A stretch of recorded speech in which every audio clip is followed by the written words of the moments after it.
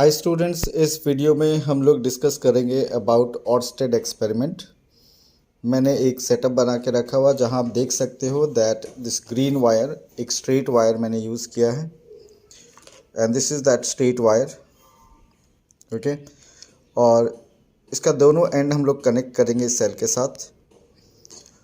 अभी वायर में कोई करंट फ्लो नहीं हो रहा और आप वायर का अगर अलाइनमेंट देखेंगे कि वायर मैंने ये जो स्ट्रेट वायर कैसे एडजस्ट करके रखा हुआ है along geographic north south direction. आप देख सकते हो ये कंपास जो है, ये कंपास अभी कौन सा दो डायरेक्शन दिखा रहा है। तो कंपास का नीडल को अगर मैं नॉर्थ साउथ में एडजस्ट कर लेता हूँ तो ये साइड हो गया ईस्ट और ये साइड हो गया वेस्ट। ओके, तो अभी कोई भी करंट वायर में फ्लो नहीं हो रहा है और आप देख सकते हो नीडल का जो डायरेक्शन कैसे है, टुवर्ड्स नॉर्थ साउथ। अभी मैं क्या करूँगा कि इस मैग्नेटिक कंपास का नीडल को प्लेस करूँगा under the wire such that wire the direction of current in the wire and the needle they are what parallel to one another। आप देख सकते हो कि नीडल एग्जैक्टली किसके नीचे है, needle is under the wire और we can say wire is over the needle. और आप राइट साइड में देख सकते हो कि यहाँ मैंने SNOW लिखा हुआ स्नो। तो अगर मैं ये एंड वायर का बैटरी का या सेल का पॉजिटिव एंड के साथ कनेक्ट करता हूँ तो करंट का डायरेक्शन ये होगा। करंट का डायरेक्शन अगर इस साइड से इस साइड जा रहा है that means direction of current will be from south to north. तो हम लोग ये करके देखते हैं कि करंट अगर हम लोग साउथ टू नॉर्थ फ्लो करवाते हैं तो मैग्नेटिक कंपास का नॉर्थ पोल जो है नीडल का, उसका डिफ्लेक्शन किधर होगा। आप देख सकते हो सेल का मैं पॉजिटिव एंड के साथ कनेक्ट करने वाला हूँ और आप देख सकते हो डिफ्लेक्शन, ये जो रेड साइड है रेड वाला वो किधर डिफ्लेक्ट हो रहा है। आप देखो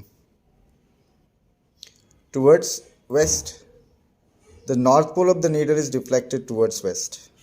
ओके, सो अगर आप स्नो रूल देखते हो तो वहाँ क्या है, स्नो रूल में ये दिया हुआ है कि अगर current south to north flow करेगा and wire is over the needle, the north pole of the needle will be deflected towards west। अब मैं नीडल को वायर के ऊपर रखूँगा और we can say wire is under the needle. Needle इस बार ऊपर होगा, वायर अंडर होगा। उस केस में हम लोग देखेंगे डिफ्लेक्शन किधर होगा। ओके, इस केस में डिफ्लेक्शन किधर होगा हम लोग चेक करेंगे।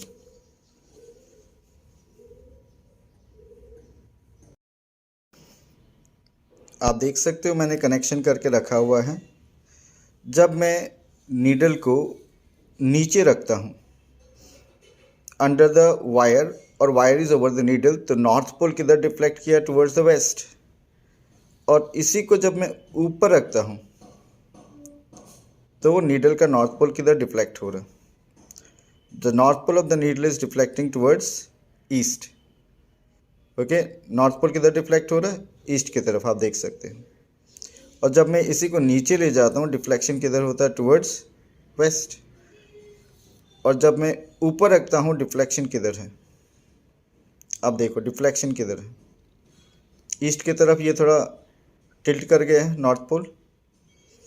और करंट का डायरेक्शन क्या, आप देखो यहाँ पे दोनों ही केस में ये पॉजिटिव एंड है तो करंट पॉजिटिव टू नेगेटिव, यानी करंट का डायरेक्शन है साउथ टू नॉर्थ। तो करंट जब साउथ टू नॉर्थ ट्रैवल कर रहा है उस केस में करंट जब साउथ टू नॉर्थ है तो उस केस पे आप देखो स्नो में if current is south to north and wire is over the needle the north pole of the needle is reflected towards waste.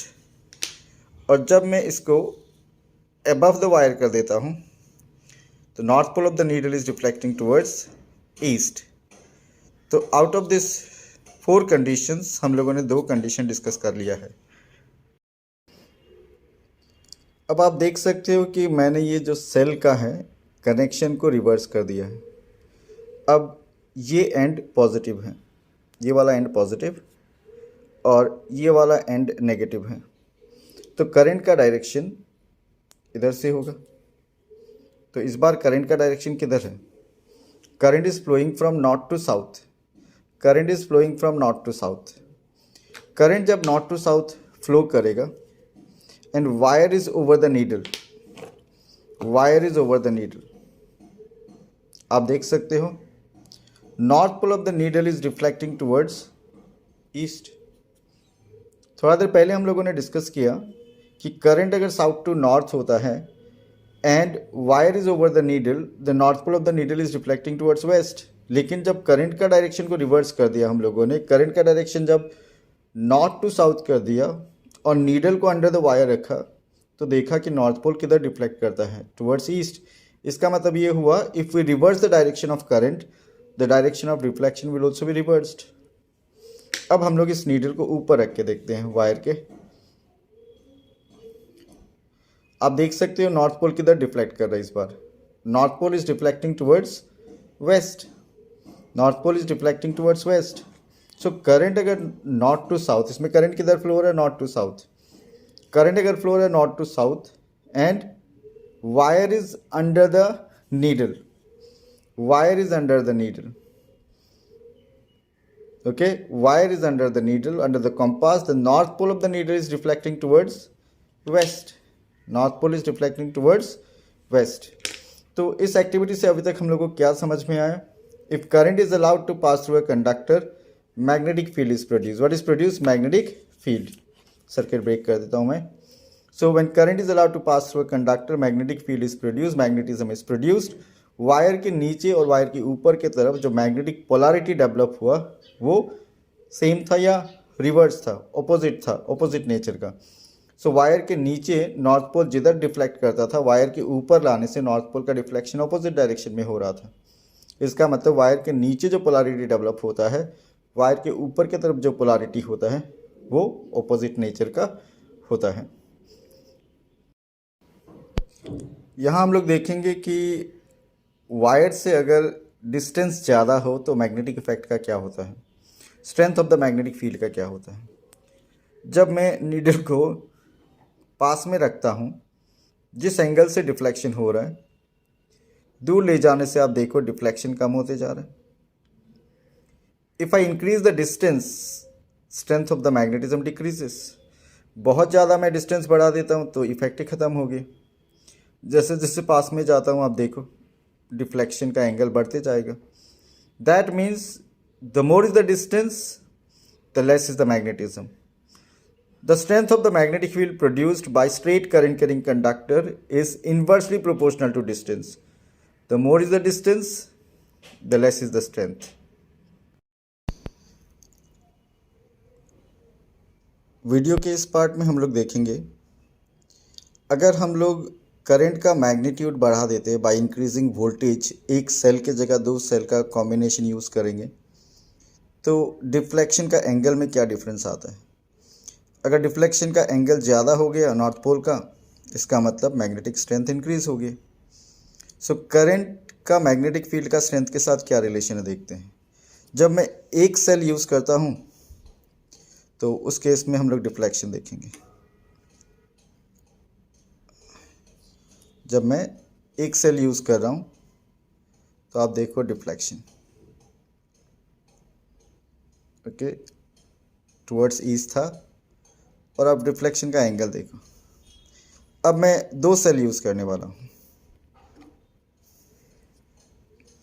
जब हम लोग दो सेल यूज़ करेंगे तो आप डिफ्लेक्शन का एंगल चेक करना है।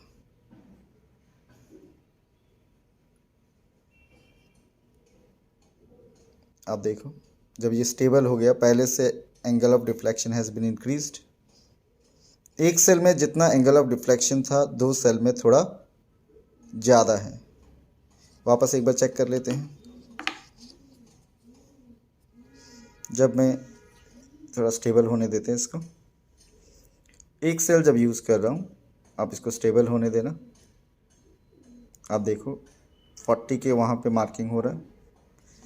और जब मैं दो सेल यूज़ करता हूँ अभी मैं 2 सेल यूज़ करूँगा, देख सकते हो आप। तो एंगल ऑफ डिफ्लेक्शन देखो, पहले 40 में रुका हुआ था, अब 40 से थोड़ा ज़्यादा है। इसका मतलब क्या है?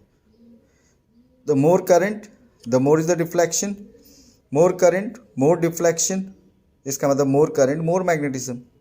The strength of the magnetic field is directly proportional to the current, more magnetic strength. Thank you.